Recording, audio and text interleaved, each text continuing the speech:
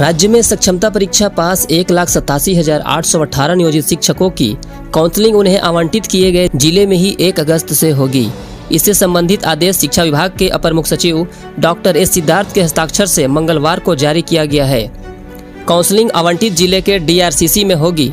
Counselling पूर्वाह्न 9 बजे से शाम 5 बजे तक होगी, जिसमें 5 स्लॉट होंगे। पहला स्लॉट सुबह 9 बजे से 10:30 बजे तक चलेगा और आखिरी स्लॉट 3 बजे से लेकर के 4:30 बजे अपराह्न तक चलेगा। सभी स्लॉट जो है वो 1.5 घंटे की होगी। उच्च माध्यमिक शिक्षकों एवं पुस्तकालय अध्यक्षों की काउंसलिंग 1 अगस्त से, माध्यमिक शिक्षकों की काउंसलिंग 2 अगस्त से, स्नातक कोटि के सभी विषयों के शिक्षकों की काउंसलिंग 3 अगस्त से, मूल कोटि के उर्दू, बांग्ला एवं शारीरिक शिक्षकों की काउंसलिंग 5 अगस्त से एवं मूल कोटि के समान शिक्षकों की काउंसलिंग 6 अगस्त से होगी। शिक्षकों के लिए तिथि एवं स्लॉट विभागीय वेबसाइट पर उपलब्ध होगी। इसकी सूचना संबंधित शिक्षकों को उनके मोबाइल पर SMS के जरिए भी दी जाएगी। इसके लिए शिक्षकों को अधिकतम 3 दिन की ऑफिशियल छुट्टी भी मिलेगी। वर्गवार, विषयवार, स्लॉटवार सक्षमता परीक्षा उत्तीर्ण शिक्षकों एवं पुस्तकालय अध्यक्षों की सूची विभाग के वेबसाइट पर अपलोड होगी। टाइम स्लॉट के अनुसार काउंटर पर अभ्यर्थी का नाम निकलेगा। प्रत्येक विद्यालय के कार्यरत बल के सापेक्ष 1/3 शिक्षक अभ्यर्थी ही वेरिफिकेशन में आएंगे। 3 दिन के बाद दूसरे शिक्षक अभ्यर्थी आएंगे। काउंसलिंग में मूल जाति प्रमाण पत्र, मूल दिव्यांग प्रमाण पत्र, आधार कार्ड, नियोजन पत्र, मैट्रिक प्रमाण पत्र, इंटरमीडिएट प्रमाण पत्र, स्नातक प्रमाण पत्र, स्नातकोत्तर प्रमाण पत्र, DLED BEd प्रमाण पत्र, दक्षता, BTET, STET और CTET प्रमाण पत्र आदि प्रस्तुत करने होंगे। साथ ही अपने रजिस्टर्ड मोबाइल नंबर जो आधार से लिंक होगा वो साथ में लेकर के जाना जरूरी है।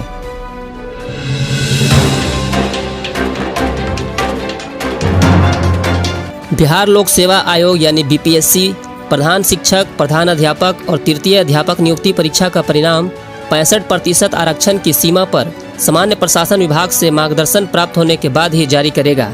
आयोग के अध्यक्ष परमार रवि मन्नू भाई ने मंगलवार को प्रेस वार्ता में बताया कि हाई कोर्ट के आदेश के आलोक में सामान्य प्रशासन विभाग से 65% का आरक्षण सीमा को लेकर मार्गदर्शन प्राप्त होने के बाद ही शिक्षक के 87,774, प्रधान शिक्षक के 40,247 तथा प्रधान अध्यापक के 6,064 पदों पर नियुक्ति के लिए परिणाम जारी किया जाएगा।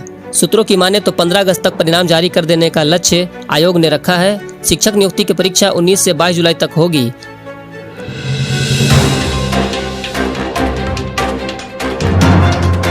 बिहार लोक सेवा आयोग ने तीसरे चरण की शिक्षक नियुक्ति परीक्षा में बड़ा बदलाव किया है। प्रश्न पत्रों से लेकर रिजल्ट की प्रक्रिया में भी इस बार बदलाव दिखेगा। प्रश्न पत्रों के कई सेट तैयार किए गए हैं। ये अलग अलग रंगों के होंगे। प्रश्न पत्रों की कलर कोडिंग की गई है। मंगलवार को कार्यालय कक्ष में आयोजित संवाददाता सम्मेलन में आयोग के अध्यक्ष रवि मन्नू भाई परमार ने इसकी जानकारी दी। परमार ने बताया कि प्रश्नों का सेट अलग अलग होने से इस बार रिजल्ट नॉर्मलाइजेशन के आधार पर आएगा।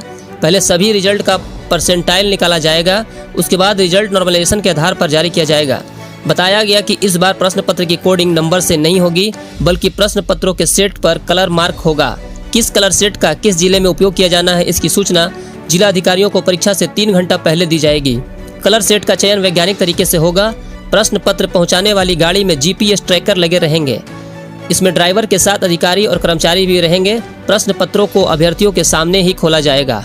तीसरे चरण में 87,774 पदों पर शिक्षकों की नियुक्ति होनी है। परीक्षा के लिए राज्य भर में कुल 404 केंद्र बनाए गए हैं। 6 लाख अभ्यर्थी अलग अलग विषयों के शामिल होंगे। परीक्षा 19 से 22 जुलाई तक 27 जिलों में आयोजित होगी।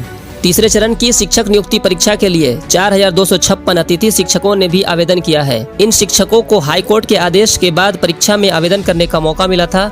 उन्हें 25 अंकों का अलग से वेटेज दिया जाएगा।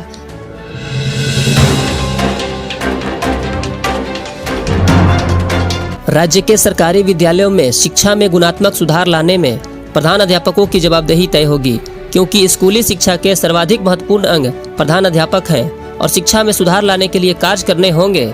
इस संबंध में शिक्षा विभाग के सचिव बैद्यनाथ यादव ने वीडियो कॉन्फ्रेंसिंग के माध्यम से सभी जिला शिक्षा पदाधिकारियों के साथ समीक्षा बैठक में निर्देश दिया।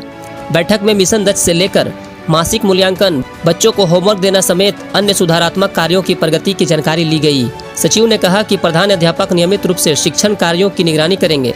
यह देखेंगे कि बच्चों को समय पर उन्हें पाठ्यक्रम के अनुरूप शिक्षक पढ़ा रहे हैं या नहीं।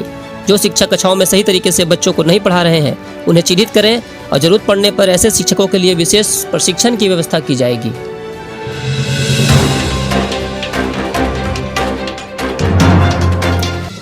राज्य के स्कूलों में 100% बच्चों के नामांकन के लिए 1 सप्ताह का विशेष अभियान चलेगा। इसके लिए शिक्षा विभाग के अपर मुख्य सचिव डॉक्टर एस सिद्धार्थ ने मंगलवार को सभी डीएम को पत्र लिखकर निर्देश दिया है। उन्होंने लिखा है कि कक्षा 1 से 12 तक के बच्चों के नामांकन की संख्या पिछले 3 वर्षों में कम हुई है। इससे राज्य के सकल नामांकन अनुपात पर प्रभाव पड़ा है। इसलिए 100% बच्चों का स्कूलों में नामांकन सुनिश्चित कराएं।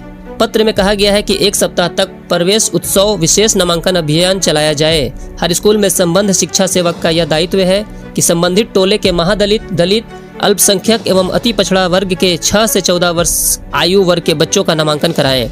इनके नामांकन कार्य के हर घर के सत्यापन कार्य में स्कूलों के प्रधानाध्यापक, संबंधित आंगनबाड़ी की सेविका, जीविका दीदी, विकास मित्र, मुखिया, वार्ड सदस्य, सरपंच और पंच का सहयोग लिया जाए।